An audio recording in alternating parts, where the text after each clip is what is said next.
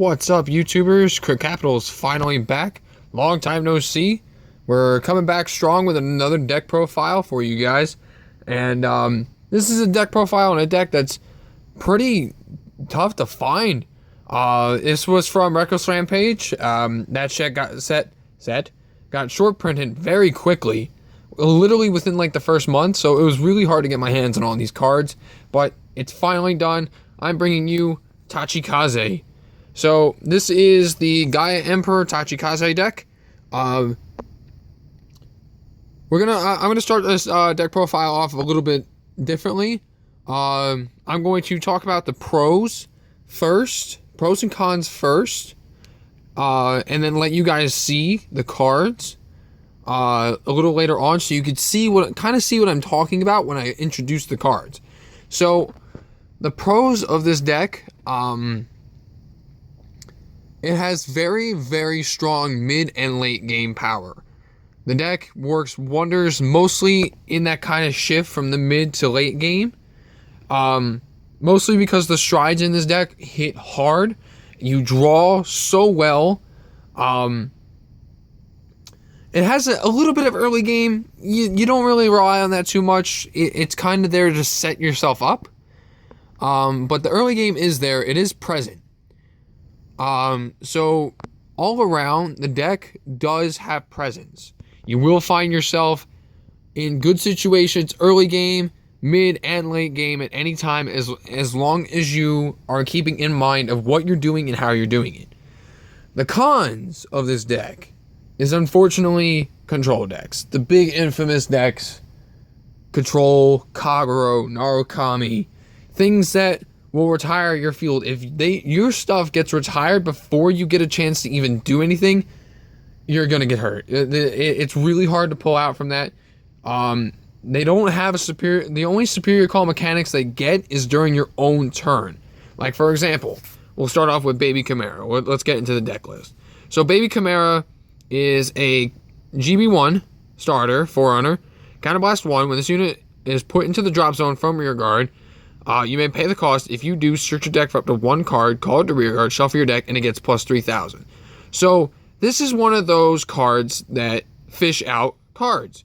This starts off your combos. It gets your field set up for the very, very, very, very necessary grade 1s that you have in this deck. But notice how it says during your turn. All of the cards say that. Their effects only go off during your turn. So if, for example, you could be a Generation Break 1, but this thing gets sniped during your opponent's turn, its effect will not go off. So that's what I mean when I say if your stuff gets sniped, it's gonna hurt. But if you can get your stuff going before that happens, your opponent's going to have as hard as the time as you would if you got sniped. Alright, so let's move on to the big honcho of the deck.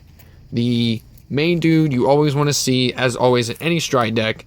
We have Emperor Dragon Gaia Emperor. So, he has a GB2. If this unit becomes engorged, which their keyword is whenever they attack, choose something and retire it. You can choose as many as you want. There is no limit to it. If this unit is engorged, it gets plus 5,000 in a crate. Not bad. But the main thing of this card is its stride over. During your turn, when your G unit strides, counterblast 1. Then you may choose up to 2 cards from your hand and call in the rear guard. You don't have to if you don't want to. Then choose 2 of your units on the field, and they get, when this unit is put into rear guard to drop zone from rear guard, call it back to the rear. So this is what sets up combos. So you use things, engorge it, retire something, and call it right back with this skill. But something to be noted is it's not infinite. So when the card leaves the field for the first time and gets called back with this effect, the effect is gone. It can only be used once. There was a lot of confusion when this card first came out. A lot of questions about that, but just to clear it up, it only happens once. It does not happen more than once. But phenomenal stride. Stride over unit, sets up everything your deck has to go for you. And next up, we play 4 of Rage Dragon Tyranno Brute. He too has an Engorge. He has a Rearguard Generation Break 1. When he becomes engorged, he gains plus 5,000 for each unit engorged with this ability. For the rest of the turn. So, if you were to attack with him, and then he gets stood back up, he still has that power. And then he has a Counterblast 1, Soul Blast 1, when placed on Vanguard. So, check the top 5 cards for a unit with the engorge ability. So, if you have to ride into him, you can use that secondary ability to fish out Gaia Emperor. But you don't want to ride this thing. You really don't. If you ride this thing, your first turn stride is going to suck balls. He's a fantastic clutch card on Rearguard. You can set up so many combos with him on Rearguard. It's phenomenal. If you ride this thing on Vanguard, you're dead. I'm just saying that flat out right there, you die. He is a terrible ride. You don't want to ride this card. Like, it sucks that they don't have anything. It's somewhat better for now, but I mean, he comes in his clutch, but you will die if you ride this card. No, you don't want to. All right, so on to grade 2s. We have MVP number 2 next to Gaia, number 3 actually, next to Gaia Emperor and Baby Chimera. Explosive Dragon Sarco Blaze. You play this F4. He has an engorge as well. During the battle, this unit attacks. If this unit is engorged, your opponent cannot call grade 0s to guard from hand. Silent Time for Tachikaze.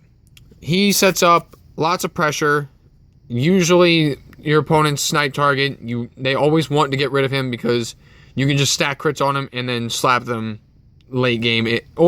And also with another card in the deck, very powerful early game, which I'll actually go over that card now. The next card is Tank Mammoth. Counterblast 1, Soul Blast 1. When this unit is put into the drop zone from your guard during your turn, you may pay the cost. If you do, call this unit into rear guard and it gains plus 3,000. So you start up, you ride into grade 2. You call this here, you call that there. You swing with this, swing with the Vanguard, swing with this, retire it, Counterblast 1, Soul Blast 1, it comes back. This is attacking, they cannot guard with grade 0s, and this is coming back as an 11k. Very good early game. Like I was saying before, they have the early game. You just gotta make sure you get there. It's not prevalent all the time, considering I'm only playing it at 2. I like it at 2. It's nice at 2. But the early game is there. So next up we have Blade Dragon Jigsaw Saurus played at 3. So what he does is he has a Generation Break 1, choose one of your rear guards, and retire it. When this unit attacks a Vanguard, if this unit is boosted, you may pay the cost. If you do, choose up to one of your opponent's rear guards, retire it. Till the end of turn, this unit gets plus 5,000, and when this unit attack hits a Vanguard, draw a card. So he's basically doing 3 things at once. He's gaining 5,000 power, retiring a unit, and if he hits, you draw a card. There's a lot of drawing mechanic in this deck, which sets up very good hand presence for this deck. And with a card like this, where it's already pressuring because he turns into a 14, boosted by 7, that's 21. You retire something instantly, and if this hits, you draw a card. Like, this is a very pressuring card, very good. Play it at 3. 4 is kind of bulky for it, considering you want to be set up for Sarco Blaze more often, but very phenomenal card. Sets up a lot of things for you. And then the last grade 2, we have Beam Dragon Apatomazer. Probably butchered that name. He has an Engorge. This is your on-place unit for Gaia. So Counterblast 1, Soul Blast 1, when he's placed in rear guard, if you have a Gaia Vanguard, he gains plus 2,000, and an auto rear guard. When this unit becomes engorged, draw a card, and it gains plus 5,000. Good card. More draws, more power.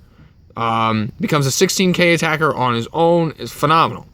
Very good card. Plays it at 2 because I don't think he's as important as the On Boost or Sarco Blaze, but he's still a very nice card to have in the deck. Alright, so on to grade 1s. We're going to start out with 3 Savage Heroine, Engorge. This unit gains plus 3,000 for each of your engorged units. So that counts for any other card that is retired with an engorge ability. So it doesn't matter if it's this, if it doesn't matter if it's Sarco Blaze, doesn't matter if it's a Potomazer, it will gain plus 3,000. So it's kind of like a Bruno for Tachikaze, in a sense. 6k base, not bad, especially when you beef it up with a few engorged units, but a good boosting unit, good unit to have. Next up, we have 3 Stride Fodder.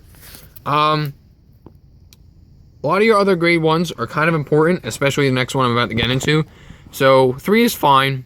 You don't really need to play it at 4, because most of the time, if you have the other grade 3s in your hand, they're instantly dropped for Stride. Besides, Tyranno Brute, Gaia Emperors are not good on rear guards, obviously. And you don't need that too many Tyranno Brutes, so you have plenty of options for Stride. So 3 is fine. Next up, the next main honcho of the deck, probably MVP number 4, is Cold Dragon Freeze Airnix. So play him at 4. Always play this at 4. You don't want to play it at any less because of this ability right here. When this unit is put into the drop zone during your turn, if you have a Vanguard with Gaia in its card name, countercharge 1, soul charge 1, choose up to one of your other units and gain plus 2,000. So you target this thing with Gaia Emperor. If you manage to retire it twice, you countercharge 2 and soul charge 2, and give spread 4,000 to your units across. You're always going to find them because this is one of your primary fish targets with Baby Chimera. So for maximum, you always want to see this card. It keeps your deck going.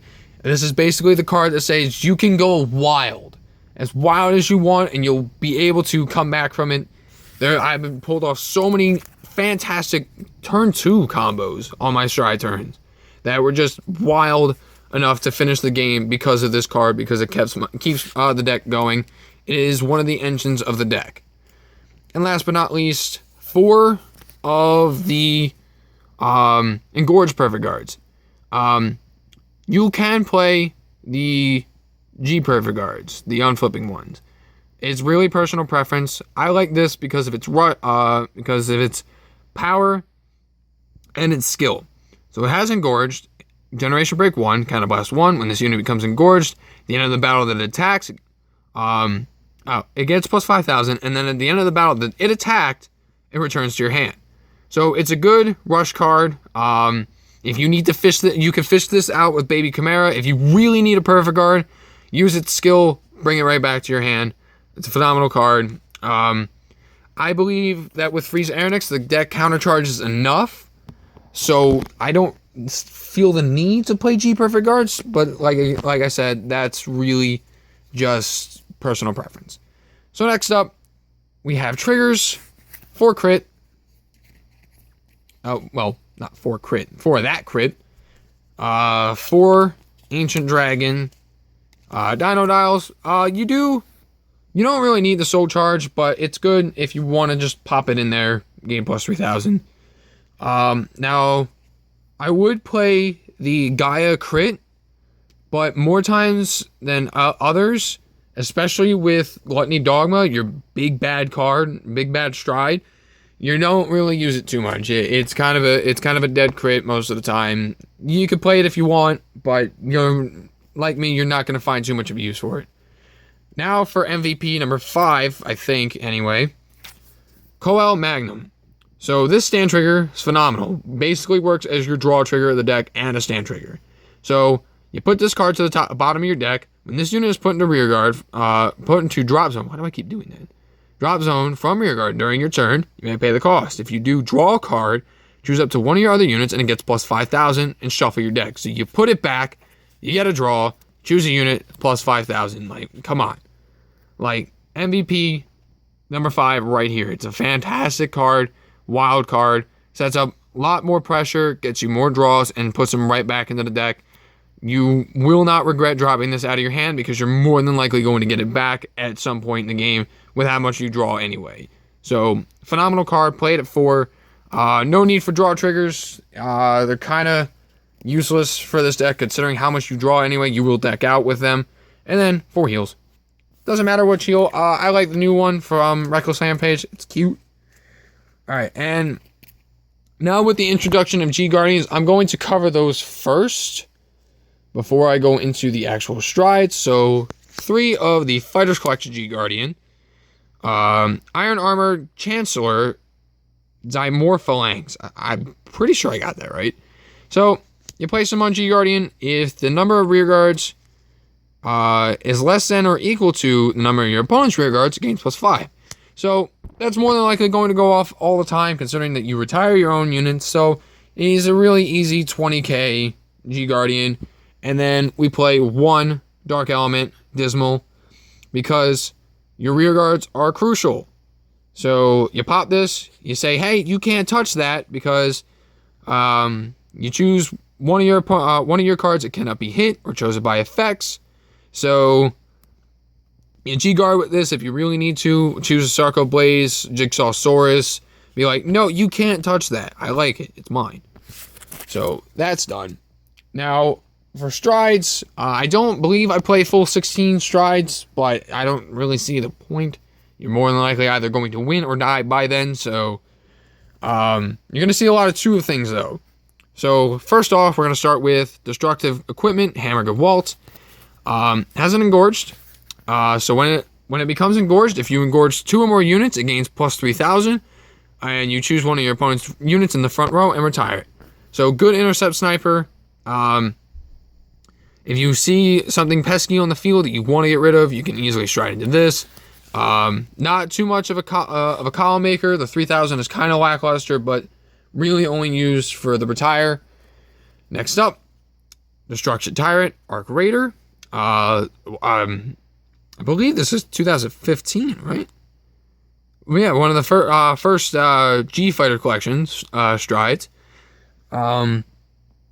You choose one of your rear guards, retire it, so it's not an engorged card. When it attacks, if you pay the cost, it gets +5,000, and on hit, choose any unit and retire it. So another retire mechanic, very nice card. Yeah, he comes in his moments. He's not that bad. Now for the better fighter collection card from the recent one is Destruction Tyrant Grado Gigant. So he has an engorge. When this unit becomes engorged, it gets +5,000 until the end of turn for each unit retired due to this unit's engorge ability. If the number of units retired during this turn due to the effect of this unit's engorge ability is 3 or more, draw a card. So this can be used as the first turn stride. You retire 3 units, you just got 15,000 power, and you draw a card. What more can be said about this card? If you have the field, this is the first turn optimal stride over these 2, but these 2 are kind of just there if you don't have a proper field at the moment. This card is phenomenal, sets up your hand, and 15,000 power. And now, last but not least, the big, bad main honcho. Everyone quakes in fear from this thing as soon as you stride it. If they're at 4, maybe even at 3 damage, they're dead. Most of the time. Absolute Ruler, Gluttony Dogma. So, what this guy does is he has Engorge. Choose a face-down card, named himself, from your G-Zone. Turn it face up. When this unit becomes engorged, the number of units retired during this turn due to the effect that this unit's engorge ability is 3 or more, you may pay the cost. If you do, gets +10,000. And auto.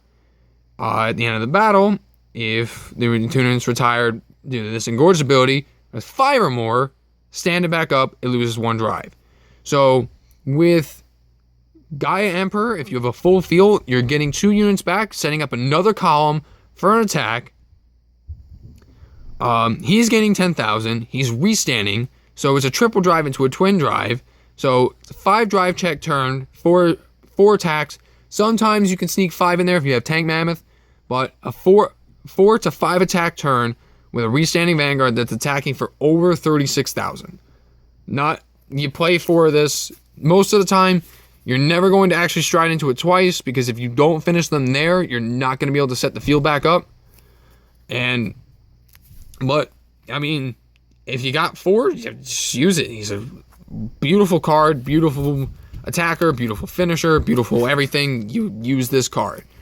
There are some questions about if you should use the GR. The GR is kind of situational. It's very cost heavy, but it nukes your opponent's field as your own, but you recover from that with Gaia Emperor, so it's not that big of a thing. I don't use it because I already have one card that nukes my field. I don't need another one, and Gluttony Dogma usually finishes things better, leaves a better taste in my mouth than nuking my field just to nuke their field and just wait so I can build up my field before they can. That's not how that works in this deck. But yeah, guys, that's the deck.